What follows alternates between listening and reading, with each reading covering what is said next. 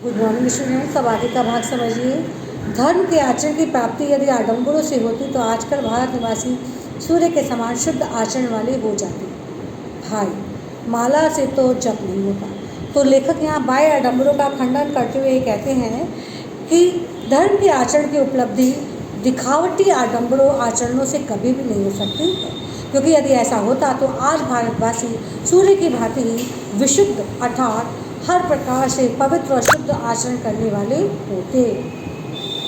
गंगा नहाने से तो तप नहीं होता, पहाड़ों पर चढ़ने से प्राणायाम हुआ करता है, समुद्र में तैरने से नीति खुलती है, आंधी पानी साधारण जीवन के ऊंच नीच गर्मी सर्दी अमीरी गरीबी को झेलने से तप हुआ करता है। तो इसी संदर्भ में लेखक आगे बताते हैं कि यदि हाथ में माला लेकर उसे फेरते हम रहें तो क्या ऐसा करने से जप हो जाएगा? नहीं। ना ही गंगा में स्नान करने से हमें तप की उपलब्धि होगी। कहने का आशय है कि दिखावे से धर्म आचरण की उपलब्धि नहीं हो सकती है। लेखक कहते हैं कि पहाड़ों पर चढ़ने से प्राणायाम हुआ करता है। क्यों? क्योंकि जब हम पहाड़ पर चढ़ते हैं तो हम सांस रोककर ऊपर चढ़ते हैं, ना कि श्वास प्रश्वास की वायु को नियंत्रित और नियमित रूप से अंदर खींचने और बाहर निकालने से। इसके साथ ही सीधी सी बात, पहाड़ चढ़ने से मतलब है कर्म करना। अगर हम केवल एक जगह बैठकर सांस को खींचते हैं बाहर निकालते हैं खींचते हैं बाहर निकालते, तो ये तो प्राणायाम, ये तो योग है।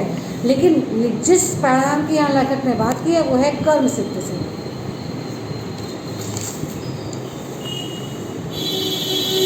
नियमित रूप से अपने कर्म को संपादित करना ही हमारे लिए प्राणायाम है। इसके साथ ही समुद्र में तैरने से नेति घुलती है, अर्थात आंतों और पेट की गंदगी को साफ करने के लिए हठ योग की जो क्रिया होती है वो समुद्र की तैरने से संपन्न होती है, अर्थात हाथ पैर चलाने से संपन्न होती है। एक स्थान पर बैठकर समय की प्रतीक्षा करने से संपन्न नहीं होती। सर्दी गर्मी अमीरी गरीबी आदि आदि जीवन की मुश्किल परिस्थितियों को झेलने से ही तपस्या होती है। आध्यात्मिक धर्म के स्वप्नों की शोभा तभी भरी लगती है जब आदमी अपने जीवन का धर्म पालन करे। खुले समुद्र में अपने जहाज पर बैठकर ही समुद्र की आध्यात्मिक शोभा का विचार होता है। भूखे को तो चंद्र और सूर्य भी केवल आटे की बड़ी बड़ी दो रोटियों के से प्रतीत होते हैं, और कुटिया में ही बैठकर धूप आंधी और बर्फ की दिव्य शोभा का आनंद आ सकता है। इस संदर्भ में लेखक कहते हैं कि धर्म के जब तप आदि स्वप्नों की सुंदरता उस समय ही अच्छी लगती है जब व्यक्ति अपने जीवन के धर्म अर्थात कर्म को कठोरता के साथ पालन करता है। खुले समुद्र में किसी जहाज पर बैठकर ही उसकी जीवन यात्रा के आनंद का अनुभव किया जा सकता है। किसी एकांत स्थान पर बैठ के उसके बारे में चिंतन मनन करने से ऐसा नहीं हो सकता। जो आनंद की उपलब्धि हमें कर्म करने से प्राप्त होगी और जीवन यात्रा करने से प्राप्त होगी वो एक स्थान पर बैठकर प्राप्त नहीं हो सकती। भूखे व्यक्ति को रोटी की लालसा होती है, इसीलिए जब वो सूर्य और चंद्रमा को देखता है तो उसे उसमें किसी सौंदर्य का दर्शन नहीं होता, वरन अपनी पेट की भूख के कारण उसे वो रोटी के ही समान प्रतीत होती है। झोंपड़ी में बैठकर भी धूप आंधी और बर्फीली पहाड़ियों के सौंदर्य का आनंद तभी लिया जा सकता है जब व्यक्ति आत्मिक रूप से संतुष्ट हो, जब उसके भीतर किसी प्रकार की कोई चिंता शेष न रहे। कहने का आशय यह है कि व्यक्ति जब तक आत्मिक रूप से प्रसन्न व संतुष्ट नहीं होगा तब तक वो प्राकृतिक सौंदर्य का रसास्वादन किसी भी अर्थ में नहीं कर पाएगा। प्राकृतिक सभ्यता के आने पर ही मानसिक सभ्यता आती है और तभी वह स्थिर भी रह सकती है। लेखक कहता है कि मानसिक रूप से सभ्य होने के लिए प्राकृतिक सभ्यता का होना आवश्यक है। हमें अपने स्वभाव में विनम्रता को स्थान देना चाहिए।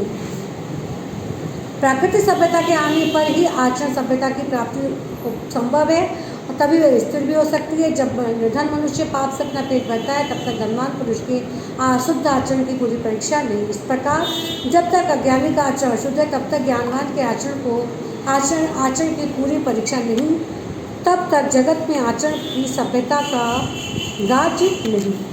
सीधी सी बात है। लेखक कहना ये चाहते हैं कि जब तक अपने स्वभाव में विनम्रता को नम्रता को सहृदयता को स्थान नहीं देंगे, जब तक हमारा व्यवहार दूसरों के प्रति विनम्रतापूर्ण नहीं रहेगा तब तक हमारे अंदर विनम्रता विकसित होगी ही नहीं, और इस मानसिक सभ्यता की स्थिरता भी तब तक ही रहेगी जब तक हम विनम्र रहेंगे। इसी प्रसंग में लेकर कहते हैं कि जब तक एक गरीब निर्धन व्यक्ति पाप कर्म करके अपना पेट भरता रहेगा, तब तक धनवान पुरुष के शुद्ध आचरण की जो है परीक्षा या जांच हो ही नहीं सकती है।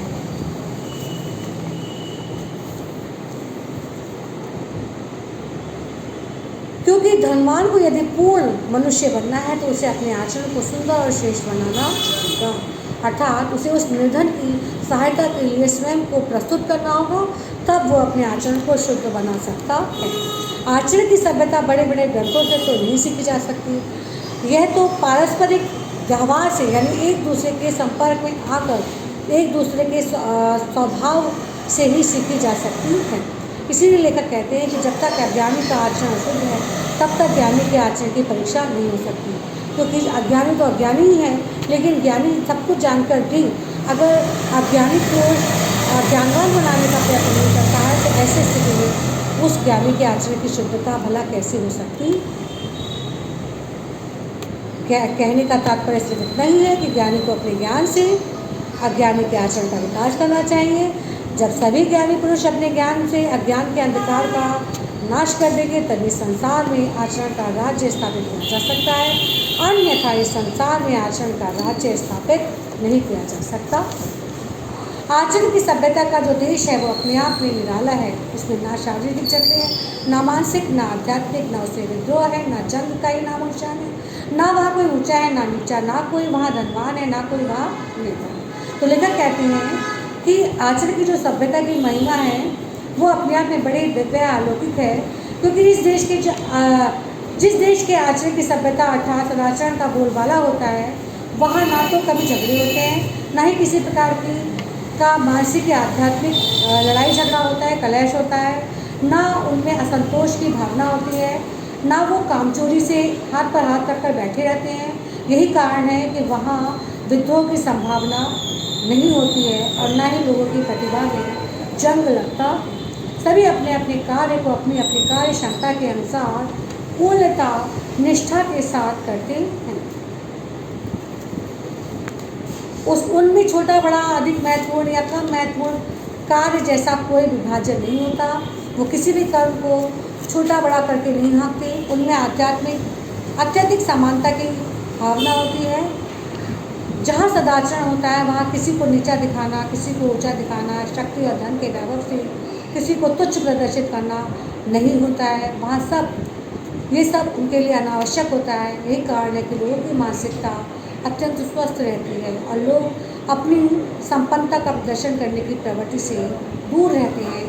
वो अपने आप को सरल दिखाते हैं, एक दूसरे के प्रति आत्मीयता का भाव रखते हैं। इस कारण चारों ओर आनंद का भाव रहता है। ऐसे समाज में चारों ओर आपसी प्रेम, भाईचारे का, एकता का साम्राज्य फैला रहता है। संपूर्ण वातावरण अत्यंत आनंददायक एवं उल्लास के साथ संयुक्त होता